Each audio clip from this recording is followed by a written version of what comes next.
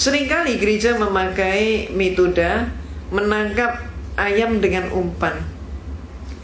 Artinya kalau saya ingin menangkap ayam, saya tidak perlu mengejar ayam, tidak efektif. Maka kalau saya ingin mendapatkan ayam, cara yang paling tepat adalah saya hanya cukup bermodal segenggam umpan yang tidak ada nilainya, dan saya cukup duduk menebar umpan.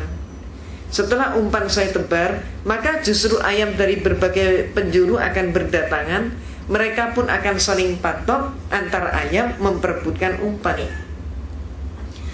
Ketika si ayam sedang makan umpan, maka ayam itu saya tangkap, diam saja. Bahkan lehernya pun digorok, si ayam diam saja. Umat Islam saat ini diperlakukan seperti ayam itu. Umpannya apa? Umpannya adalah contoh sembako, pakaian bekas, obat-obatan, beasiswa. Dan yang sekarang marak dilakukan oleh gereja adalah hitanan massal gratis. Gereja menyelenggarakan hitanan massal gratis. Termasuk ini nanti Natal, mereka mengganti dengan Maulid Nabi Isa alaihissalam. Mereka mendahului memberikan ucapan selamat Idul Fitri. Itu umpannya, ayamnya yang ingin mereka dapatkan adalah pengingkaran kita umat Islam dari akidah kita karena mengucapkan selamat Natal. Itu yang mereka kehendaki. Ibu dan bapak yang dirahmati oleh Allah, sekaligus di sini saya menyatakan bahwa fatwa MUI tentang Natal, bahwa Natal itu haram untuk diikuti atau memberi ucapan selamat Natal, itu masih berlaku. Mengapa? Karena umat Islam ketika mengucapkan selamat Natal berarti dia mengucapkan selamat atas lahirnya Tuhan Yesus. Ini bertentangan dengan akidah kita.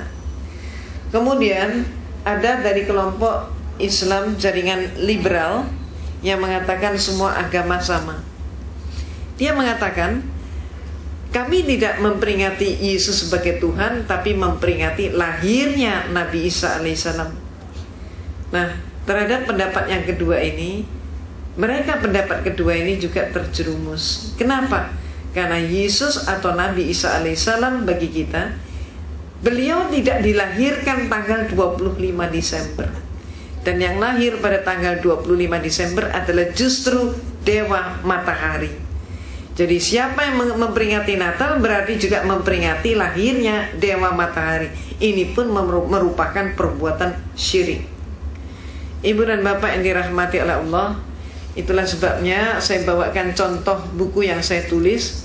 Buku ini judulnya adalah Perayaan Natal 25 Desember Antara Dogma dan Toleransi.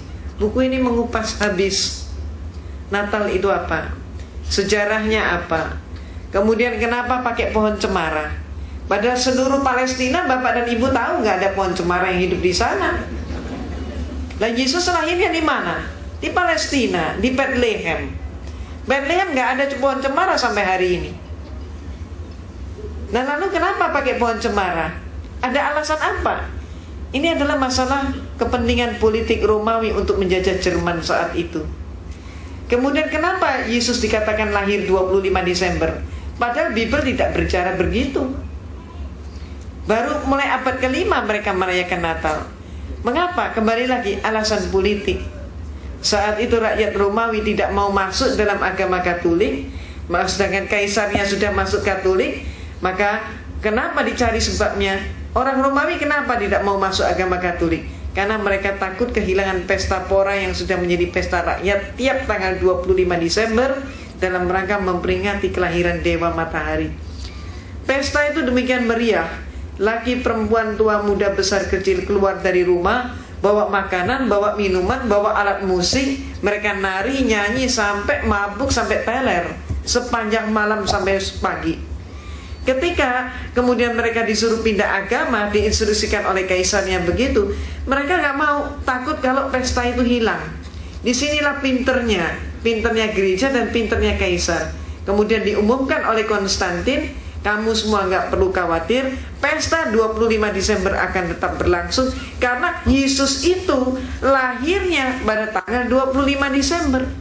Orang Romawi yang menyembah Dewa Matahari diberitahu bahwa Yesus lahirnya tanggal 25 Desember, mereka menyimpulkan, oh kalau begitu Yesus adalah putra Dewa Matahari, diiyakan oleh gereja dan oleh Konstantin. Maka sejak saat itulah semua atribut Dewa Matahari disebut sebagai atribut Yesus. Itu sebabnya maka salib itu di tengahnya orangnya selalu memakai lingkaran. Ini simbol apa? Matahari. Demikian pula kemudian orang-orang patung-patung pada bagian kepala juga pakai lingkaran. Ini simbol apa? Simbol matahari. Nah, sekarang terjadi yang sebaliknya. Pada periode yang lalu, gereja gencar sekali mengajak umat Islam untuk mengadakan dialog, diskusi, ataupun juga dengan seminar. Topiknya berkisar masalah mencari persamaan tauhid Islam dan Kristen, atau dengan tema yang mirip, yaitu kembali pada milah Nabi Ibrahim alaihissalam bahwa semua agama sama. Mereka menanamkan pengaruhnya kepada tokoh-tokoh kita bahwa semua agama sama.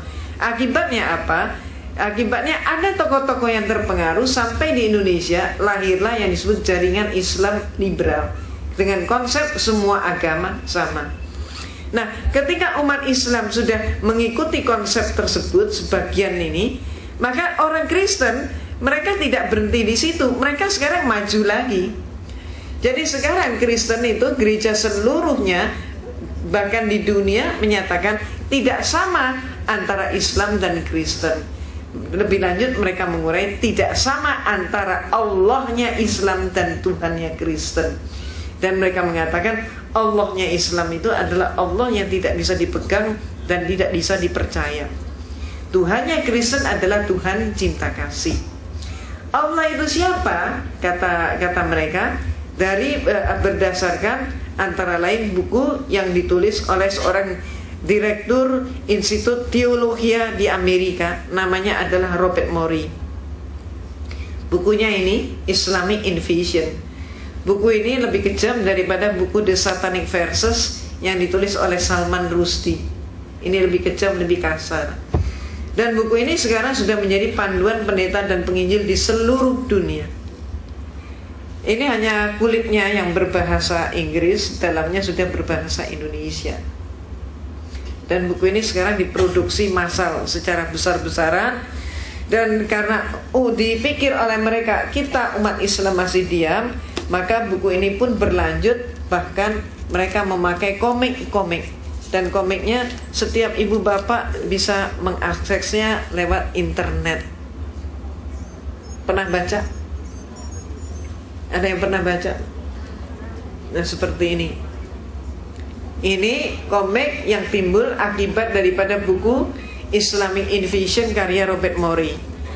Dan yang paling menyakitkan di sini adalah suatu gambar di mana ada orang berpenampilan pakaian Arab, laki-laki sedang sujud menyembah dikelilingi oleh api. Siapa yang dimaksudkan dengan laki-laki yang sujud menyembah dikelilingi api? Yang dimaksudkan menurut ini komik ini adalah Rasulullah SAW menyembah kepada kata mereka Tuhan Yesus. Maka dikatakan Yesus Kristus akan menghakimi setiap orang. Dan pada hari itu juga Muhammad akan sujud menyembah dan berkata, Yesus Kristuslah Tuhan. Ini. Sehingga ini yang perlu kita ketahui. Kemudian Rasulullah SAW pun dihujat di dalam buku ini. Dikatakan Rasulullah itu adalah seorang penderita penyakit epilepsi. Dan Rasulullah menerima penyakit epilepsi itu dari ibunya Siti Aminah. Rasulullah adalah seorang pembual, pembohong. Maka Rasulullah pun kemudian berkelainan jiwa. Ketika Rasulullah kejang, kemudian menggigil kedinginan sehingga diselimuti oleh Siti Khadijah radhiyallahu anha, umat Islam meyakini bahwa Rasulullah menerima wahyu. Menurut Robert Morey, padahal tidak demikian. Yang benar, kata Robert Morey, penyakit epilepsinya Muhammad sedang kambuh, dia katakan begitu. Dikatakan lagi Rasulullah dihujat sebagai seorang perampok dan memberikan pengajaran pada umatnya merampok dan menjara. Dan lebih lanjut dikatakan Rasulullah itu mempunyai kelainan seksual Itu sebabnya Rasulullah itu kawin cerai, istrinya banyak, disebabkan karena kelainan tersebut. Dan